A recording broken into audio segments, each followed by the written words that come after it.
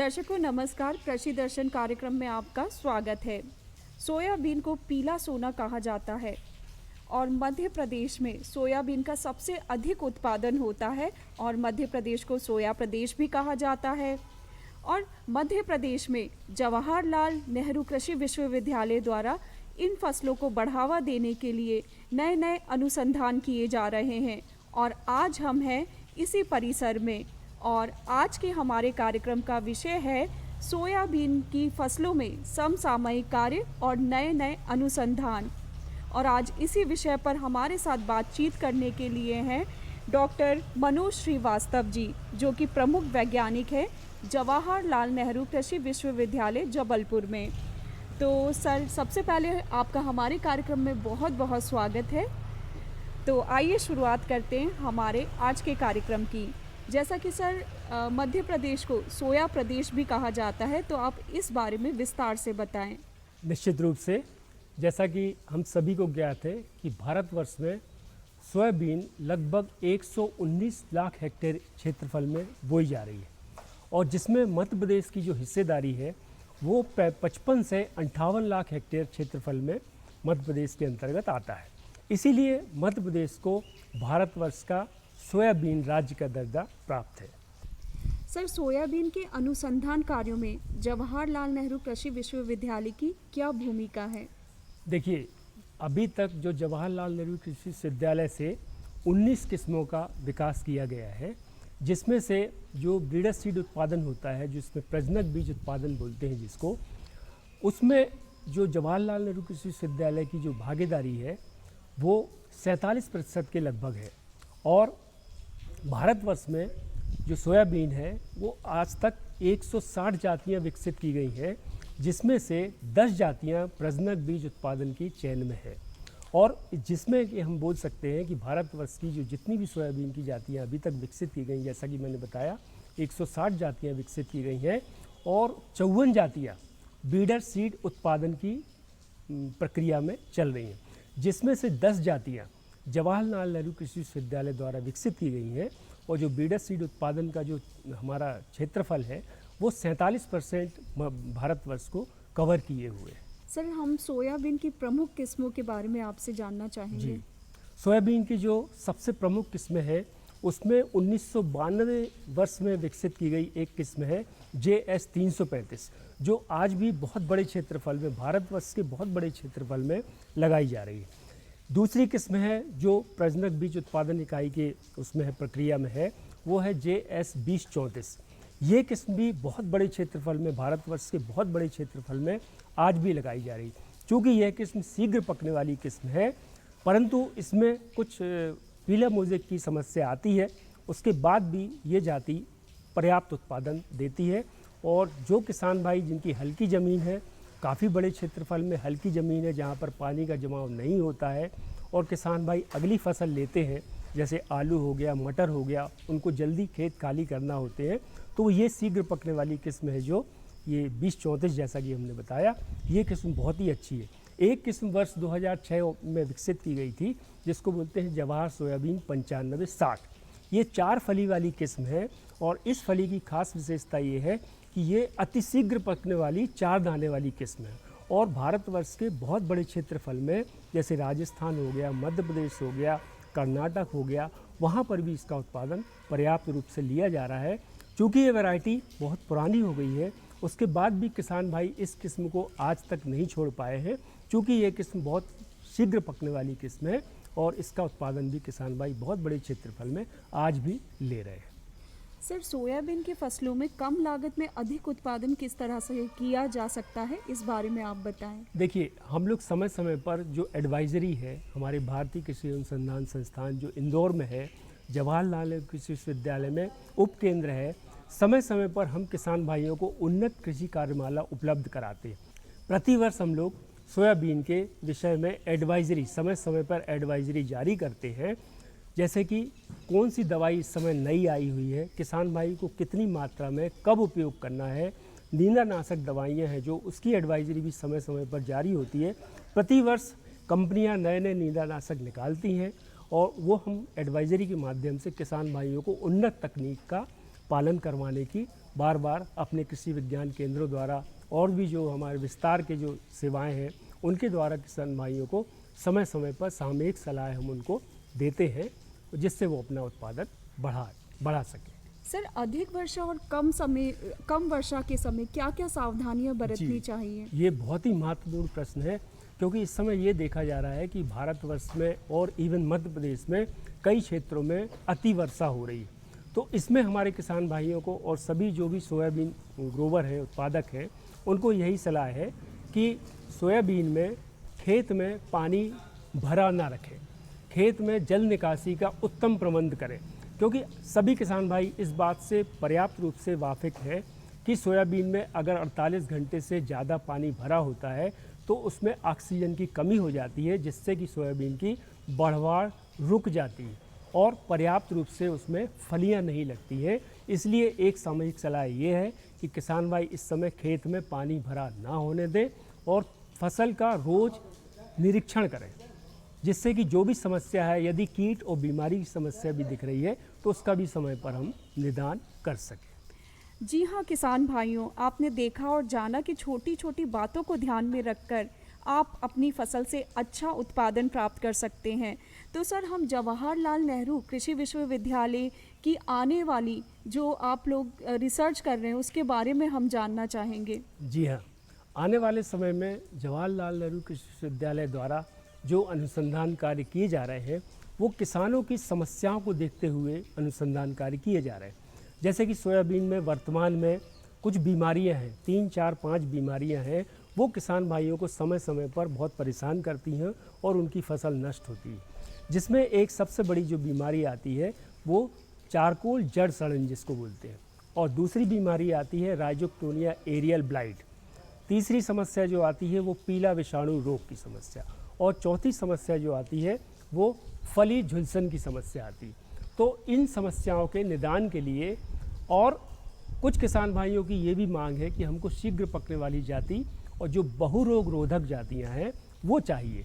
तो हम इसी दिशा में कार्य करते हुए आगे बढ़ रहे हैं और आने वाले समय में मुझे उम्मीद है कि हम किसान भाइयों को बहुत ही अच्छी किस्म दे सकेंगे जो शीघ्र पकने वाली, अधिक उपज देने वाली एवं बहुरोग रोधी किस्में होंगी, जिसमें अभी हमारे अनुसंधान कार्य काफ़ी आगे बढ़ चुका है, जिसमें कि हमारे यहाँ अभी 3 किस्में वर्तमान में विकसित की गई हैं, जिसमें एक किस्म है JS2172।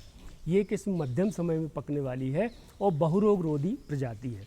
इसकी खेती मालवा में, आपको जैसे कि ज्ञात होगा, सभी किसान भाइयों को ज्ञात है कि मालवा में मध्य प्रदेश के सोयाबीन की लगभग 70 से 80% खेती सोयाबीन की मालवा में होती है। वहाँ के किसान बहुत जागरूक हैं और इस दिशा में वहाँ की मिट्टी और जलवायु सोयाबीन के बहुत लायक है, और किसान भाई वहाँ पर जातियाँ चाहते हैं कि शीघ्र पकने वाली जातियाँ भी मिले, मध्यम पकने वाली जातियाँ भी मिले और बहुरोग रोधक जातियाँ मिले। उसी दिशा में हम लोग कार्य करते हुए, जैसा कि मैंने आपको बताया कि JS2172 एक किस्म है, वो बहुत ही अच्छी किस्म है। वर्ष 2023 में अभी उसका नोटिफिकेशन रिलीज एंड नोटिफिकेशन हुआ है और ये किसानों के पास ये किस्म पहुंच गई है और किसान भाई इसको लगा के हमारे पास फ़ोन आते हैं, काफ़ी खुश हैं। और दूसरी 2 किस्में अभी जो हमारी राजमाता कृषि विश्वविद्यालय में जो अभी सोयाबीन की एनुअल ग्रुप मीट हुई थी, उसमें 2 जातियों की पहचान और की गई है, जिसमें JS2212 और JS2216। ये किस्में भी बहुत ही अच्छी किस्में हैं और आने वाले समय में इसका बीज का प्रगुणन कार्यक्रम हमारे विश्वविद्यालय द्वारा प्रारंभ किया जा चुका है और आने वाले 1 या 2 वर्षों में इसका बीज हमारे किसान भाइयों को प्राप्त होगा और मुझे उम्मीद है कि इससे किसान भाई मालामाल होंगे और अपना उत्पादन और उत्पादकता बढ़ाने में ये 2 जातियाँ बहुत ही सहायक सिद्ध होंगी। कृषि दर्शन कार्यक्रम जारी रहेगा। मिलते हैं इस छोटे से ब्रेक के बाद। अरे सुन तो। मुझे क्या सुनाना चाहते हो? जो सुनाओ मेरी सौतन को। किसको? अरे वही तुम्हारा मोबाइल फोन जिससे सुबह शाम दिन रात चिपके रहते थे और कहते थे किसान कॉल सेंटर से बातें हो रही हैं। अच्छा ये बात है। हाँ, क्यों? क्या हुआ? अब बात नहीं होती क्या? अब तो झट से बात हो जाती है। संबंधी समस्याओं का अपनी भाषा में तुरंत हल पाने के लिए पूरे भारत में किसी भी फोन से हेल्पलाइन नंबर पर संपर्क करें। किसानों का दोस्त किसान कॉल सेंटर।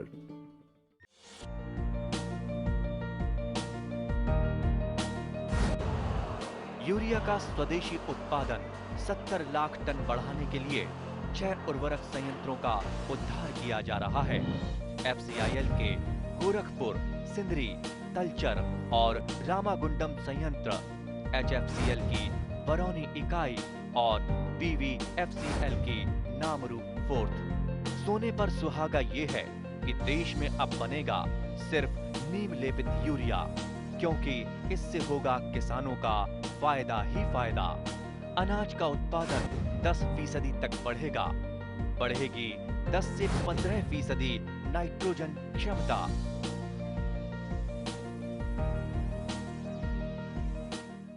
सर, सोयाबीन की फसलों में समसामयिक कार्य कौन कौन से हैं?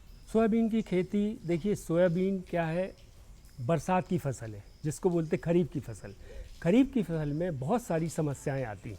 सबसे बड़ी समस्या अत्यधिक वर्षा का होना, लंबा सूखा पड़ना, कीट और बीमारियों का प्रकोप। जैविक और अजैविक दोनों प्रकार की समस्या आती हैं। जैविक समस्या में आती है कीट और बीमारी की समस्या, अजैविक समस्या में आती है अत्यधिक वर्षा का होना, फूल आने की स्थिति में काफ़ी पानी गिरना या लंबा सूखा पड़ना। ये समस्याओं से किसान बहुत परेशान होते हैं। इन्हीं समस्याओं को ध्यान में रखते हुए हम मांग के अनुसार, किसान भाइयों की जो मांग होती उसके अनुसार हम अपना अनुसंधान कार्य आगे बढ़ाते हैं। और जैसा कि सभी को ज्ञात है कि एक जाति को विकसित करने में लगभग 10 से 12 वर्ष का समय लगता है और विश्वविद्यालय द्वारा लगातार इस पर अनुसंधान कार्य जारी है और आने वाले समय में बहुत ही अच्छी किस्में किसानों को मिलेंगी, जिससे कि उनका उत्पादन और उत्पादकता दोनों बढ़ेंगी। सर, सोयाबीन की फसल में कौन कौन से खरपतवार पाए जाते हैं? सोयाबीन की फसल में देखिए चौड़ी पत्ती वाले और सकरी पत्ती वाले, ये लोकेशन स्पेसिफिक होते हैं खरपतवार। मालवा में कुछ दूसरे खरपतवार मिलेंगे, जबलपुर में कुछ दूसरे खरपतवार मिलेंगे। तो बहुत सारे खरपतवारों की बहुत लंबी फहरिस्त है। तो उसी हिसाब से कंपनियां सकरी पत्ती वाले, चौड़ी पत्ती वाले और प्रतिवर्ष नए खरपतवारों का आगमन खेत में होता है और किसान उसको नियंत्रित करके समय पर उसका, कुछ किसान भाई बोनी के पहले डालते हैं खरपतवार, कुछ किसान भाई बोनी के पश्चात डालते हैं और कुछ किसान भाई खड़ी फसल में भी खरपतवार डालते हैं। तो बहुत सारी कंपनियां हैं जो विभिन्न दशाओं के लिए खरपतवार नाशी दवाओं का विकास कर रही हैं। उससे काफ़ी अच्छे परिणाम सामने आ रहे हैं। सर, सोयाबीन की फसलों में अच्छा उत्पादन हो सके तो इसके लिए आप किसान भाइयों को और क्या सुझाव देना चाहेंगे? देखिए, अत्यधिक वर्षा की स्थिति में किसान भाइयों से मेरा अनुरोध है कि वो अपने खेत का रोज़ निरीक्षण करें। अगर पानी भरा हुआ है तो अविलंब पानी निकासी की व्यवस्था करें। यदि कीट और बीमारियों का प्रकोप दिख रहा है तो कीटों के लिए भी बहुत सारी दवाएं अनुशंसित की गई हैं और प्रतिवर्ष नई नई दवाइयाँ आती हैं जो कि एडवाइजरी के माध्यम से हम किसान भाइयों तक उनका लाभ और उनकी हानि के बारे में जानकारी देते हैं। उसी प्रकार से जैसे अजैविक खेती, हमने बोला अजैविक कार्य होते हैं, अजैविक कारण होते हैं जिसके कारण सोयाबीन की, जैसे हमने बताया लंबा सूखा, अगर सूखा पड़ जाए तो किसान भाइयों को कम से कम एक सिंचाई की व्यवस्था अपने खेत पे रखना चाहिए, जिससे कि हम अपना उत्पादन, क्योंकि अगर सूखा पड़ गया, फूल की अवस्था में लंबा सूखा पड़ गया तो फूल झड़ने की समस्या और भी अन्य समस्याएं आती हैं जो कि हम एक सिंचाई देकर उसको नियंत्रित कर सकते हैं। दूसरा, जैसा कि मैंने बताया, पानी भरी हुई अवस्था खेत में नहीं होना चाहिए।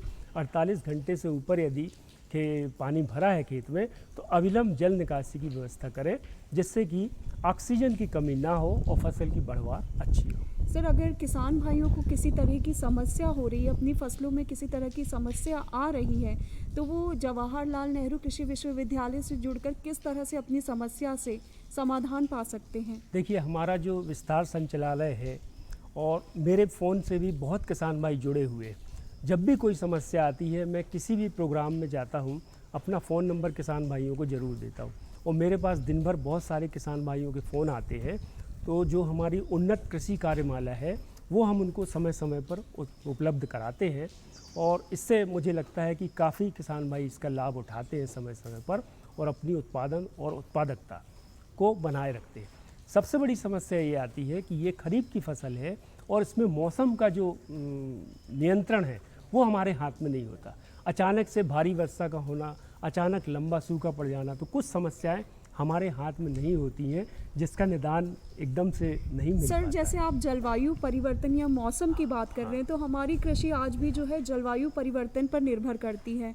तो सर सोयाबीन की फसलों पर जैसे आपने बताया बहुत असर पड़ता है, तो क्या संस्थान द्वारा कुछ अनुसंधान कार्य किए जा रहे हैं? बिल्कुल बिल्कुल। देखिए, जलवायु परिवर्तन ये पूरा दुनिया इसको इस समय महसूस कर रही है, और इसी दिशा में, जैसा कि मैंने बताया आपको, जलवायु परिवर्तन की दिशा में ही हम कार्य कर रहे हैं। जैसा कि कीटों का प्रकोप, अचानक से कीटों और बीमारियों का प्रकोप, ये जलवायु परिवर्तन का ही परिणाम है। जैसे सूखा पड़ गया, अधिक तापमान, अधिक मॉइस्चर हो गया, तो कीट और बीमारी का प्रकोप बहुत ज़्यादा होता है।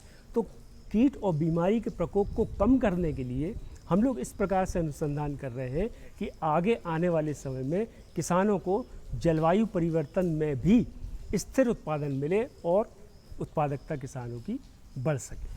सर पिछले कुछ समय से देखा जा रहा है कि कम वर्षा या अधिक वर्षा के कारण सोयाबीन की फसलों को काफ़ी नुकसान हो रहा है, तो इस बारे में आप किसान भाइयों को क्या सलाह देना चाहेंगे? देखिए, सबसे पहले तो मेरी सलाह किसान भाइयों को ये है कि अगर फसल खेत में खड़ी है तो किसान भाई उसका रोज़ निरीक्षण करें।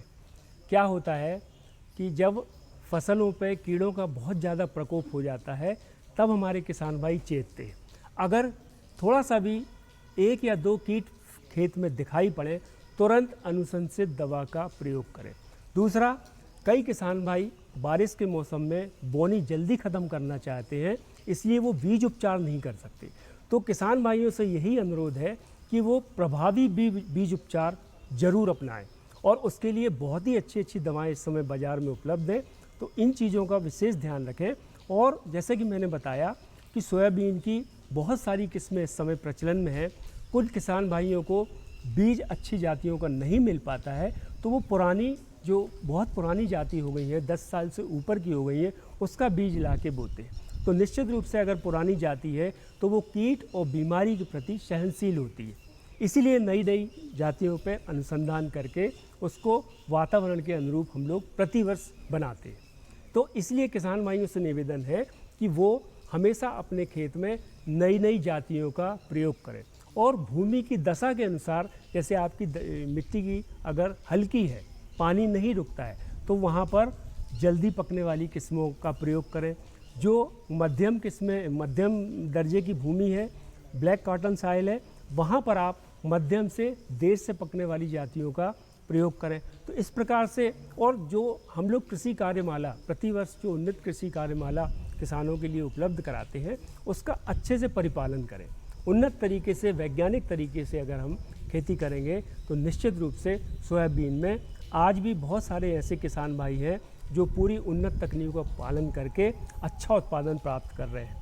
डॉक्टर साहब, अब हम आपसे ये जानना चाहेंगे कि सोयाबीन की कौन कौन सी उन्नत किस्में हैं, और क्या सलाह देना चाहेंगे कि किसान भाइयों को कौन कौन सी किस्में अपने खेतों में नहीं लगानी चाहिए? देखिए, जैसा कि आपको मैंने पूर्व में बताया था कि अभी तक सोयाबीन की 160 किस्मों का विकास हो चुका है, जिसमें से 19 किस्में जो है सोयाबीन की, वो मध्य प्रदेश और भारतवर्ष में लगाई जा रही।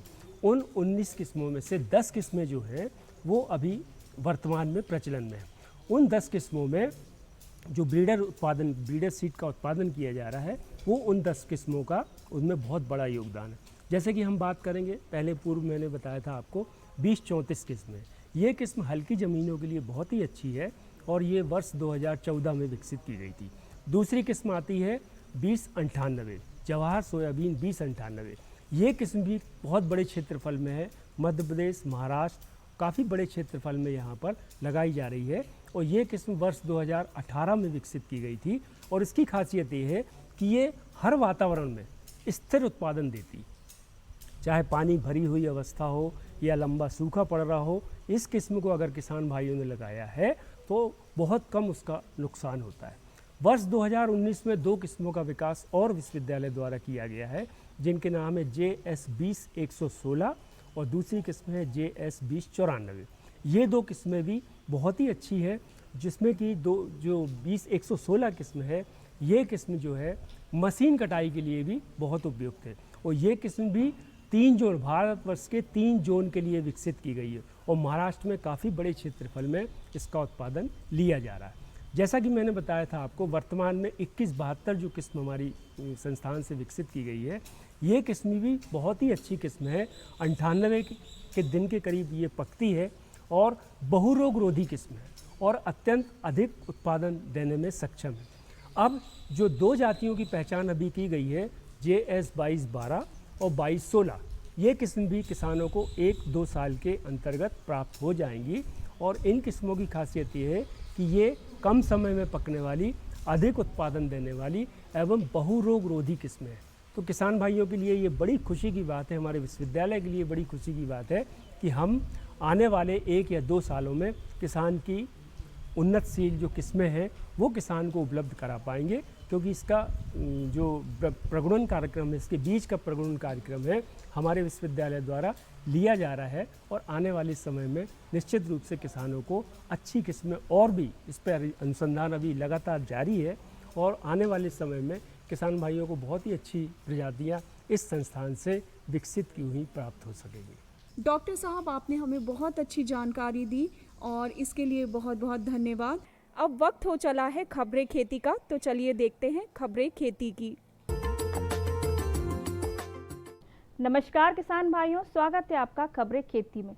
आइए नजर डालते हैं आज के मुख्य समाचारों पर। उत्पादन बढ़ाने में किसानों वैज्ञानिकों का प्रमुख योगदान। कृषि उत्पादन बढ़ाकर 10 करोड़ मीट्रिक टन करेंगे। देश में 10 करोड़ हेक्टेयर से अधिक हुआ खरीफ रकबा। मूली की उन्नत किस्में लगाएं। गन्ने में कंडुआ रोग का नियंत्रण। लाल किले में आयोजित स्वतंत्रता दिवस समारोह में विशिष्ट अतिथि के रूप में शामिल देश भर के सैकड़ों किसानों का केंद्रीय कृषि मंत्री श्री नरेंद्र सिंह तोमर ने अपने दिल्ली आवास पर स्वागत किया, जिन्होंने सरकार द्वारा किसान कल्याण के लिए संचालित योजनाओं की सराहना की तथा इन योजनाओं के माध्यम से उन्हें मिल रहे लाभों के बारे में अपने अनुभव साझा किए। यहाँ एक प्रदर्शनी का आयोजन भी किया गया। मध्य प्रदेश के मुख्यमंत्री श्री शिवराज सिंह चौहान ने स्वतंत्रता दिवस संदेश में वर्ष 2030 के लिए विकास का विजन बताते हुए कहा कि मध्य प्रदेश की अर्थव्यवस्था का आकार 45 लाख करोड़ रुपए तक बढ़ाया जाएगा। 1 करोड़ से अधिक लोगों को गरीबी की रेखा से ऊपर लाया जाएगा। प्रति व्यक्ति आय को दोगुना किया जाएगा। कृषि उत्पादन को बढ़ाकर 10 करोड़ मीट्रिक टन तक लाया जाएगा। हर किसान के खेत के अंतिम छोर तक भरपूर सिंचाई सुविधा मिलेगी। सिंचाई क्षमता 65 लाख हेक्टेयर तक बढ़ाई जाएगी। किसान कल्याण के संबंध में मुख्यमंत्री ने कहा कि पिछले 3 वर्षों में किसान कल्याण की विभिन्न योजनाओं में किसानों के खातों में 2,70,000 करोड़ से ज्यादा राशि अंतरित की गई है। मुख्यमंत्री ने कहा कि महिला स्व सहायता समूहों के सदस्य वर्तमान में 53 लाख से बढ़ाकर 65 लाख और महिला स्व सहायता समूह को वर्तमान 4,20,000 से बढ़ाकर 5,10,000 किया जाएगा। देश में खरीफ फसलों की बुआई तेजी से चल रही है। धान एवं मोटे अनाजों का रकबा बढ़ा है। कृषि मंत्रालय से प्राप्त आंकड़ों के मुताबिक अब तक 10 करोड़ 22 लाख हेक्टेयर क्षेत्र में बुआई हो चुकी है, जो इसी अवधि में गत वर्ष 10 करोड़ 21 लाख हेक्टेयर में हुई थी। धान की बोनी गत वर्ष की तुलना में लगभग 15 लाख हेक्टेयर अधिक क्षेत्र में हुई है। वहीं मोटे अनाज का रकबा लगभग 3.5 लाख हेक्टेयर बढ़ा है।